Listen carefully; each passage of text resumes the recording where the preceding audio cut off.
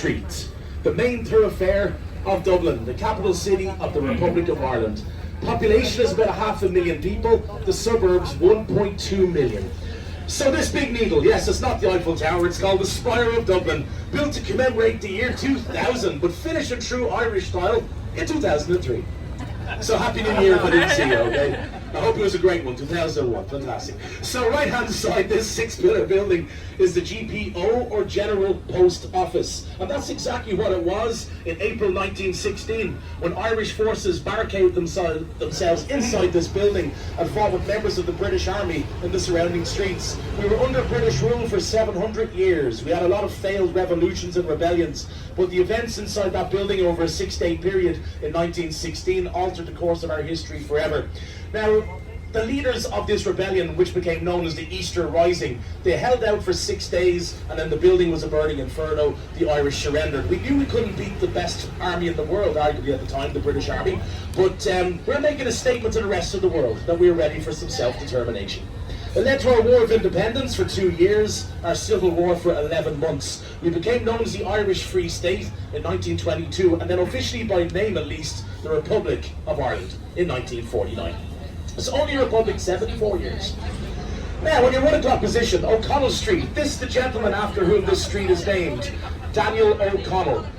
Now, he was born in County Kerry in 1775, passed away in 1847, and he always has a seagull in his head for some reason. Bonus seagull shampoo as well is optional. Yeah, watch out for the dandruff, Daniel. So this man here was an Irish politician who brought about equal voting rights for Catholics of influence. To be Irish in Catholic Ireland was difficult for many years. We weren't allowed to speak Irish. We weren't allowed to practice Catholicism, visit schools, colleges or libraries. Irish history books were illegal until the middle of the 19th century. We were not allowed to own land of more than 5 acres or to own a horse of more of a value of £5. This was, of course, during various periods when it was the penal law that was imposed upon us by the British government at the time. But now we're all best friends. Any of my British friends on board? No? Yes, fantastic. Great. Woo! Don't tell them, it's going to be a really bad turn now. Yeah. I'm joking. So welcome to Dublin, guys. The sun is out. Yes, the sun is out in Ireland. Do not adjust your sets. Jeez. 今天阳光灿烂。 That's why they call us the Emerald Isle. It never stops bloody raining. Now, left and right hand side, the River Liffey, the Halfpenny Bridge on your right, the beautiful green custom house down on the left. Sorry, the roof, the green roof of the custom house on your left. So the bulk of our tour, by the way, is going to be in the south side of Dublin. We're not going to get back onto the north until stop 19. So there's a friendly rivalry between the north and the south. You know, we're seen as the place with a big needle in the middle of the street, and the south is galleries, museums, Trinity College, etc. darlings. So they're absolutely wonderful. Very delectable. So on the left-hand side, we can see a stone building, and that's called Pearse Street Garda Station. I hope you guys don't end up in there. That's a police station. So Garda is the name of our police force in Ireland. The full title on Garda Síochána in the Irish language.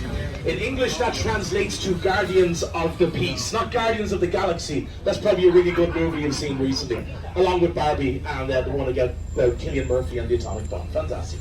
But peace is a pretty good word you could use for life here in Ireland. We've got no gun culture, we've got no gun crime. Our police don't even carry guns. So if you're a very bad person in Ireland, our police will chase after you with a can of pepper spray. Then you say, no thanks, I had a wash at Christmas, but I appreciate it, thanks for noticing.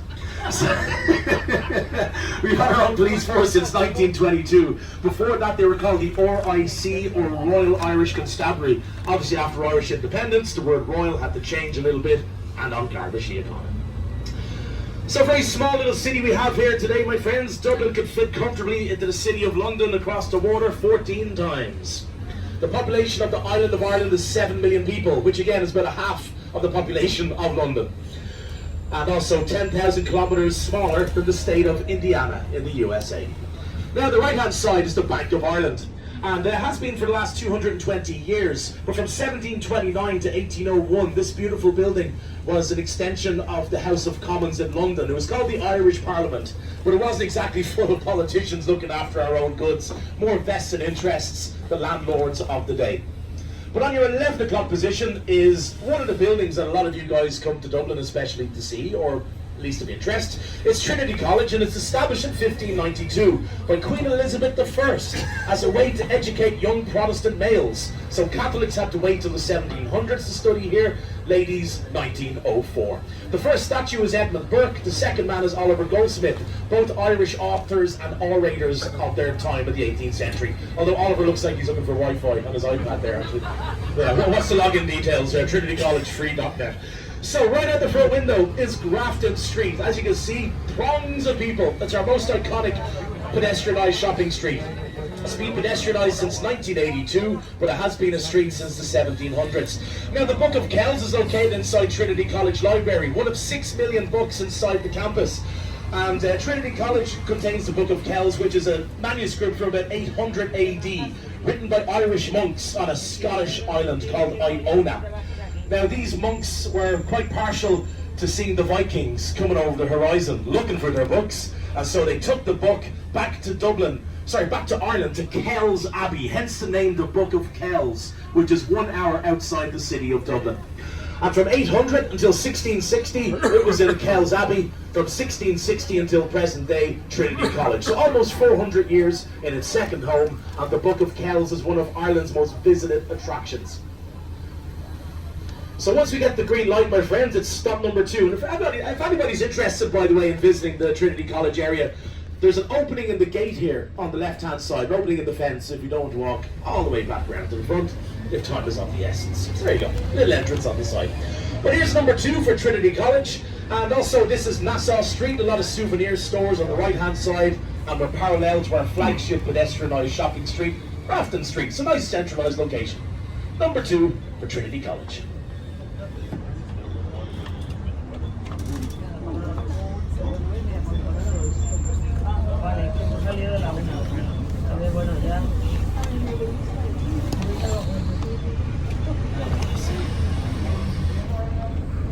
Who said talking?